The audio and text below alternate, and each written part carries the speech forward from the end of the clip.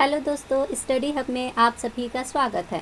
Lucent GK की हम complete series कर रहे हैं और इसी में हम पॉलिटी एंड इंडियन कॉन्स्टिट्यूशन से स्टार्ट किए थे। तो पिछले लेक्चर में हमने इवोल्यूशन ऑफ इंडियन कॉन्स्टिट्यूशन के बारे में पढ़ा था, जो 1857 के पहले का जितना भी जो चार्टर एक्ट आया, रेगुलेटिंग एक्ट लाया गया, ये सब के बारे में हमने पिछले क्लासों में पढ़ चुके हैं। तो इस क्लास में हम जो 1857 के बाद जितने भी एक्ट्स लाए गए, ये सब उसके बारे में हम पढ़ेंगे। तो आइए स्टार्ट करते हैं। तो एडमिनिस्ट्रेटिव और जो लेजिस्लेटिव रिफॉर्म्स किए गए 1857 के बाद, तो ये 1857 को ही हमने एक डिवीज़न रखा है, क्योंकि 1857 में रिवॉल्ट ऑफ 1857 हुआ था। जो 1857 में एक रिवॉल्ट हुआ था, उसके बाद से जो फॉर्मेशन जो हुआ था गवर्नमेंट का, या फिर जो ईस्ट इंडिया कंपनी है उसको ख़त्म करके जो ब्रिटिश क्राउन के हाथों में भारत का शासन चला गया था। तो गवर्नमेंट ऑफ इंडिया एक्ट आया 1858 में। तो ये गवर्नमेंट ऑफ इंडिया एक्ट क्यों लाया गया? तो रिवॉल्ट ऑफ 1857 हुआ था। इसका जो कॉन्सिक्वेंसेस क्या पड़ा, इसके कारण ही जो ब्रिटिश क्राउन ने ये डिसाइड किया कि जो भारत की जो सोवरेनिटी है, यानी यहाँ की जो संप्रभुता है, अब इसको ईस्ट इंडिया कंपनी से अपने हाथों में लेना है।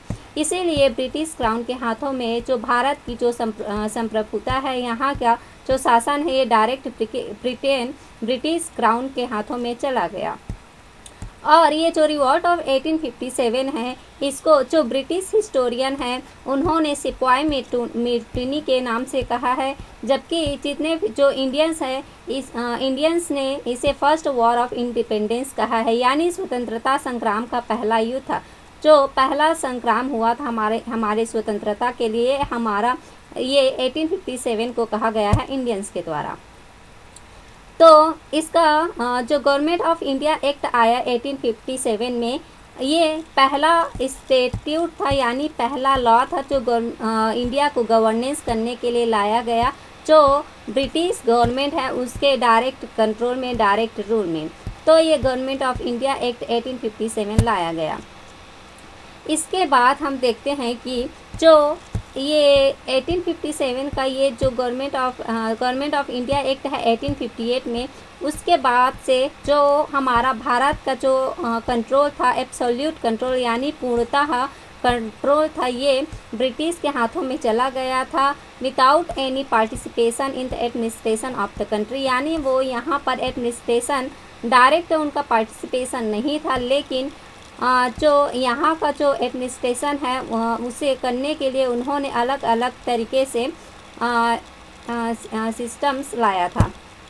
तो इसी के तहत उन्होंने एक सेक्रेटरी ऑफ स्टेट का पोस्ट तैयार किया, सेक्रेटरी ऑफ स्टेट बनाया, जिसे नॉमिनेट किया गया यहाँ के जो शासन की देख रेख करने के लिए। तो ये सेक्रेटरी ऑफ स्टेट है, ये एक्सरसाइज करेगा अपना power on the behalf of crown, यानी जो क्राउन का जो वहाँ का जो इम्पेरियल जो क्राउन है उसका जो पावर है, ये किसके द्वारा एक्सरसाइज किया जाएगा?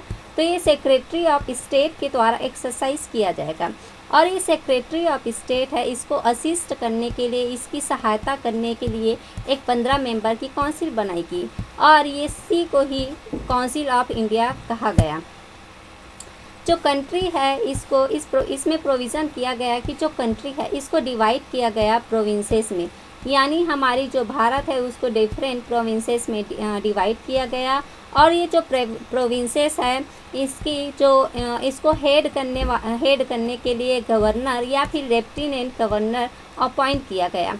और ये लेफ्टिनेंट गवर्नर है या फिर जो गवर्नर है, इनकी सहायता करने के लिए एग्जीक्यूटिव काउंसिल भी बनाया गया। जो प्रोविंशियल गवर्नमेंट है, इनको जो फंक्शन करना रहता था, ये अंडर गवर्नर जनरल के करना रहता था, यानी जो गवर्नर जनरल है इन्हीं के सुप्रिटेंडेंस, डायरेक्शन और कंट्रोल में जो प्रोविंशियल गवर्नमेंट है उनको कार्य करना रहता था। यानी ये जो प्रोविंशियल गवर्नमेंट है ये गवर्नर जनरल के कंट्रोल में रहते थे हर एक मैटर के लिए। और जो अथॉरिटी दे दी गई जो गवर्नेंस ऑफ इंडिया के लिए, यानी भारत में शासन करने के लिए, इसके लिए जितनी भी पावर थी ये गवर्नर जनरल के हाथों में थी, और ये गवर्नर जनरल की जो काउंसिल थी उसके हाथों में थी। और ये जो गवर्नर जनरल इन काउंसिल है ये किसके लिए रिस्पॉन्सिबल था? तो ये रिस्पॉन्सिबल था सेक्रेटरी ऑफ स्टेट के लिए। जो सेक्रेटरी ऑफ स्टेट जो ब्रिटेन का एक सेक्रेटरी ऑफ स्टेट होता था, ये जो ब्रिटेन का एक मंत्री होता था, मिनिस्टर होता था, उसके लिए ये रिस्पॉन्सिबल होता था। लेकिन ये जो सेक्रेटरी ऑफ स्टेट है ये किसके लिए रिस्पॉन्सिबल होता था? तो ये सेक्रेटरी ऑफ स्टेट है ये अल्टीमेटली रिस्पॉन्सिबल होता था ब्रिटिश पार्लियामेंट के लिए, यानी हमारे ऊपर शासन कर रहे थे, हमारे ऊपर गवर्नर जनरल शासन कर रहे थे और वो रिस्पॉन्सिबल थे सेक्रेटरी ऑफ स्टेट के लिए। लेकिन ये सेक्रेटरी ऑफ स्टेट है ये भी हमारे जनता के लिए रिस्पॉन्सिबल नहीं थे। ये किसके लिए रिस्पॉन्सिबल थे? ये जो ब्रिटिश पार्लियामेंट है उनके लिए रिस्पॉन्सिबल थे। जो अगला एक्ट आया इसी के तहत ये आया इंडिया काउंसिल एक्ट 1861। जो इंडिया काउंसिल एक्ट 1861 है इसमें क्या क्या प्रोविज़न किया गया? तो ये जो इंडिया काउंसिल एक्ट है ये इम्पॉर्टेंट लैंडमार्क है जो हमारा कॉन्स्टिट्यूशनल डेवलपमेंट हो रहा है हिस्ट्री में।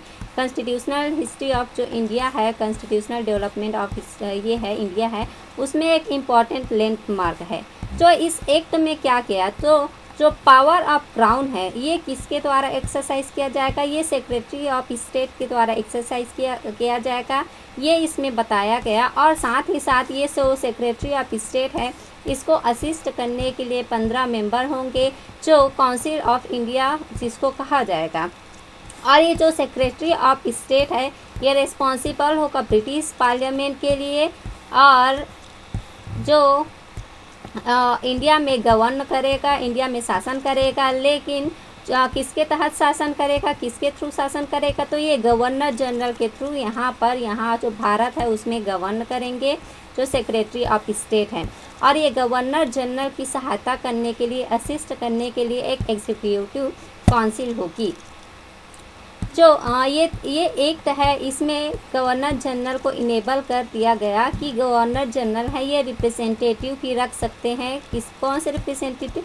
जो इंडियन पीपल है उसको, यानी जो भारतीय जनता है उनको जो लेजिस्लेशन का वर्क है उसमें रखा जा सकता है गवर्नर जनरल के द्वारा। तो ये गवर्नर जनरल नॉमिनेट करेंगे अपनी जो काउंसिल है, जो एक्सपेंडेड काउंसिल है, जो काउंसिल में जो सदस्यों की संख्या बढ़ा दी गई और उसमें गवर्नर जनरल को ये पावर दिया गया कि वो नॉमिनेट कर सकते हैं भारतीय जनता को जो लेजिस्लेशन या जो कानून बनाने का जो कार्य होगा उसमें।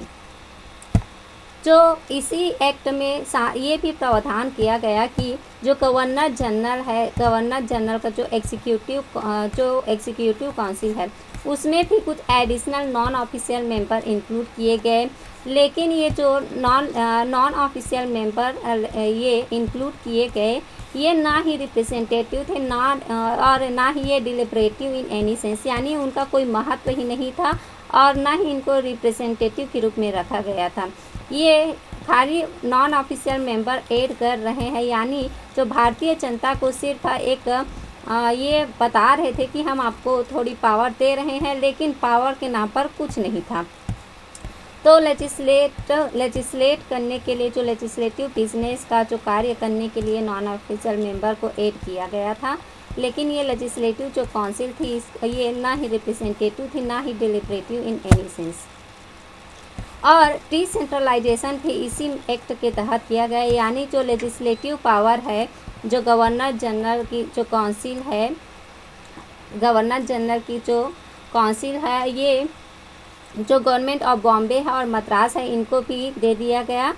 और ये जो गवर्नर जनरल की जो लेजिस्लेटिव पावर है इसको डिसेंट्रलाइज कर दिया गया, यानी इसकी शक्ति को अलग अलग यानी इसके शक्ति में बंटवारा किया गया। यानी जो गवर्नर जनरल इन काउंसिल है उसकी शक्तियों को अब छोटे छोटे लेवल में भी दे दिया गया, यानी बॉम्बे और जो मद्रास की गवर्नमेंट है उनको भी इसकी शक्ति प्रदान की गई लेजिस्लेशन के लिए।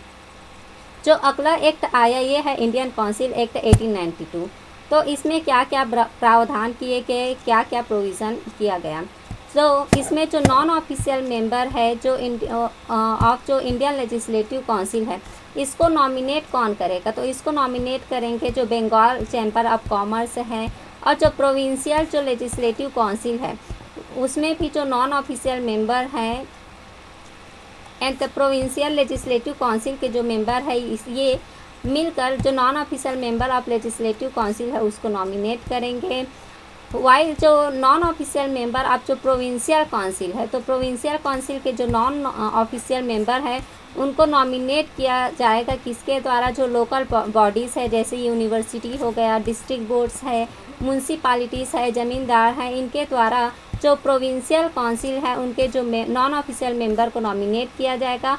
और जो इंडियन लेजिस्लेटिव काउंसिल है उनमें जो नॉन ऑफिशियल मेंबर है उनको कहाँ से किसके द्वारा नॉमिनेट किया जाएगा, तो बंगाल चैम्बर ऑफ कॉमर्स है उनके द्वारा, और साथ ही साथ जो प्रोविंशियल लेजिस्लेटिव काउंसिल है उनके द्वारा नॉमिनेट किया जाएगा।